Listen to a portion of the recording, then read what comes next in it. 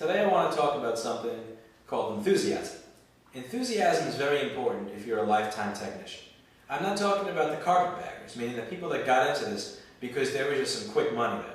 You know, the people who are bartenders that now have repair shops, the people who, sold real estate that now have repair shops, whatever. I mean the people who are doing this for their entire life, like me. I'm not a carpetbagger. When I was a child, I was modifying PlayStation to play copy games. When I was a teenager in early 20s, I was working on recording studio gear, and I was recording loudspeakers for hi-fi enthusiasts. And now I fix laptops and cell phones. I'm not really sure what's going to come next, but the next frontier is definitely going to be something tech and refurbishing related. This is my livelihood, and I am enthusiastic about it. And it's because I'm enthusiastic about it that even when things are not going well, even when I'm not making the money I need to be making, even when things go dead fucking wrong, I'm still here. I'm still trying to learn the next device, learn the next frontier so that I can make money off of the whatever comes next. And it's important that you retain that enthusiasm. Once you lose that enthusiasm, you start to do shittier work. You don't really care about learning the next generation of devices to be refurbished or fixed or maintenance. You'll maybe do a crappier job. You won't put everything back together the way it's supposed to be. You may not care if the cone is not even when you recone it, and it's not going to sound the same, and people are going to notice it and not really want to pay for it. You're going to start being combative with your customers. You're going to start arranging people and cutting them into these little niches of, this person wants service in a reasonable time frame, asshole. This person wants it to be affordable, asshole. This person wants it to be done right, asshole. And nobody really wants to deal with that person. And I don't think you want to become that person either. And the way the apprenticeship system works, whether you had a recording studio, a laptop repair shop, or even a mechanic shop, is typically the same. The older people, or the people who are more experienced, teach the younger guys. And these are the people that we look up to because they know more than us and they're supposed to be teaching us everything, and we're supposed to just shut the fuck up and learn from them.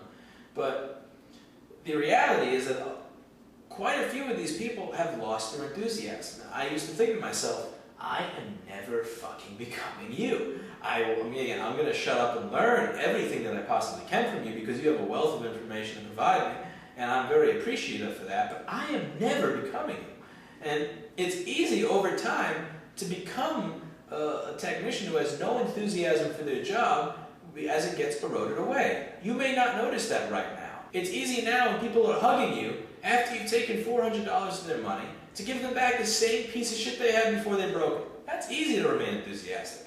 When you're working on the tape machine that Bruce Springsteen is going to use to record tomorrow morning, it is easy to be enthusiastic. I still remember that like it was yesterday. When people are practically blowing you to fix their phone for $90 when it takes you 10 minutes, it's easy to be enthusiastic. When they tell you they don't want you in the room anymore because the console is in line instead of mic since you were there until 6 in the goddamn morning trying to get a 40-year-old tape machine to work, it's easy to lose your enthusiasm, especially when you gotta be back at work at 10 in the morning and you're making less than minimum wage. It's easy to lose your enthusiasm when somebody comes in on Friday night needing a laptop fixed by Tuesday, and you call in a favor to your parts vendor so that that part will arrive on Monday or Tuesday morning, meaning you ask that part vendor, hey, I know you're off on Saturday, but I need you to go to work on Saturday to priority mail me this package. And you get it done on Tuesday, and they still leave you a 1-star review because it wasn't done at 10 a.m. on Tuesday. It's easy to lose your enthusiasm. And when every single person who walks into your store is pissed off that you want $90 to do something because the guy at the 99-cent store wants $80 to do the same thing, it's easy to lose that enthusiasm. And what's going to separate you from the people who are not successful long-term, from the people that wind up in shitty jobs long-term, is keeping your enthusiasm. And it's important now, at this specific time, in this specific industry, to discuss the topic of enthusiasm. And here's why. This is a growing industry. What made me popular 4 or 5 years ago doing this was the fact that very, very few other businesses were set up the same way mine was, where we'd look at the item right away, we would tell you what's wrong with it right away, we'd give you a price right away. That price would not change 1 or 2 or 3 days from now because we decided that it should just change 1 or 2 or 3 days from now to get more money out of you. You know, the business that I had was unique at the time, and now it's not so unique anymore. And a lot of people who were in it from the same time that I was are starting to lose their enthusiasm, because when the customer comes in, they're no longer performing fellatio on you for charging them $90 to fix their phone, because the guy in the 99-cent store will do that. The place across the street will do that, and sometimes they'll do it even cheaper. There are options, and when there are options, people are less grateful for you. It's just like you're kind of just there now. Oh, you're one of several options. And a lot of people who were doing this, they didn't really set up their business in a manner where they could survive taken down from that pedestal of being the only person in their area that did whatever repairs on whatever devices.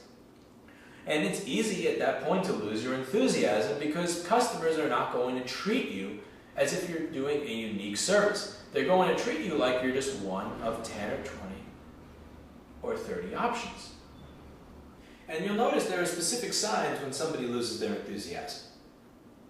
You'll notice that they may not care about the work they're doing that much anymore. They don't care if all the screws go back in. They don't really even care if the thing is held in place. They don't care if the drive is held in with tape or screws. They don't care if there's dust behind the glass. They don't care if there's a mark on the backside of the polarizer. They just want to do the job, get the shit done as fast as possible, get it the fuck out of their face, and be done. And these are the guys that would, and these are also the people that when dealing with customers, they don't really see them as human beings anymore. They just see them in terms of annoyances. How much of an annoyance are you going to be to me? They defensively listen. They're not listening to everything somebody says. They're just listening for, okay, how am I going to make money? And okay, how are you going to annoy me? And just squirping out, just spitting out whatever it is they think would be relevant to the conversation. They don't really give a crap about what they do anymore. And the thing about losing your enthusiasm is when you lose your enthusiasm, you lose the ability to make money in this business. You're not going to enjoy it anymore, so maybe you'll move on to something else. You're not going to be good at it anymore. And if you're not good at it, it's very difficult to actually make money at it. You won't have the tolerance for it anymore. People are not going to want to deal with you, because people like dealing with enthusiastic people. They don't like dealing with malcontent little pricks. And that's what you are when you become one of these old curmudgeons that just hates everybody and hates everything that's going on around them. It's just an unpleasant working environment. And it's a work environment that I've worked very hard to not have at my shop. I don't like arrogance. I don't like just people grunting at each other because they lost the ability to communicate 10 or 20 years ago.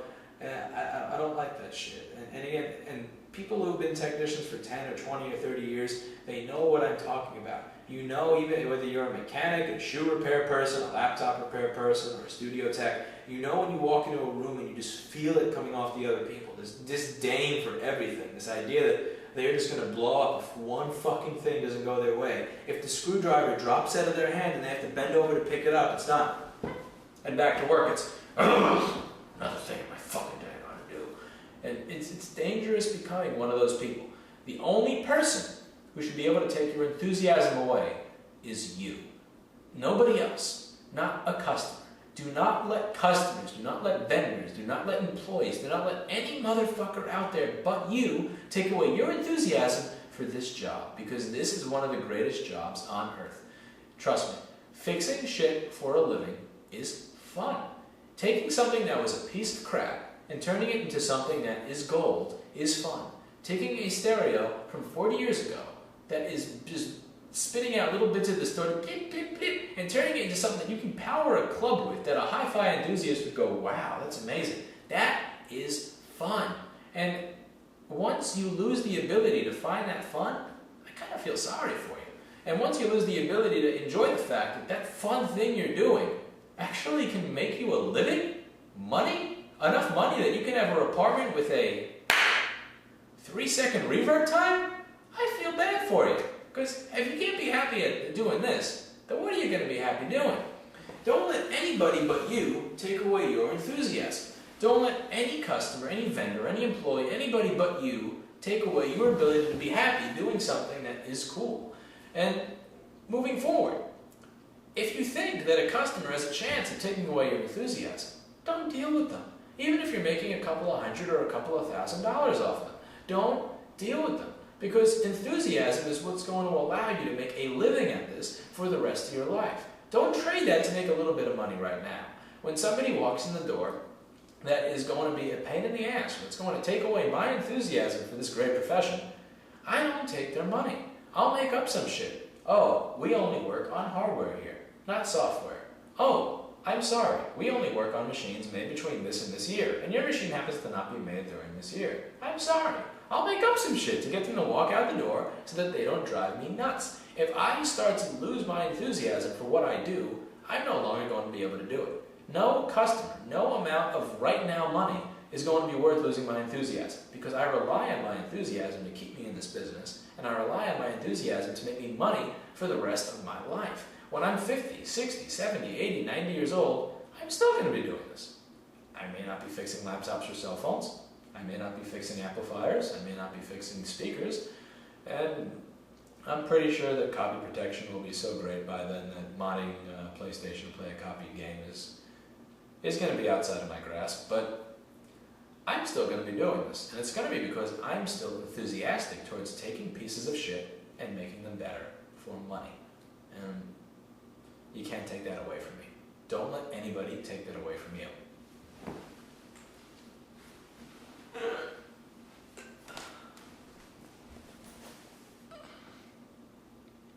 Say hello, BlackBerry.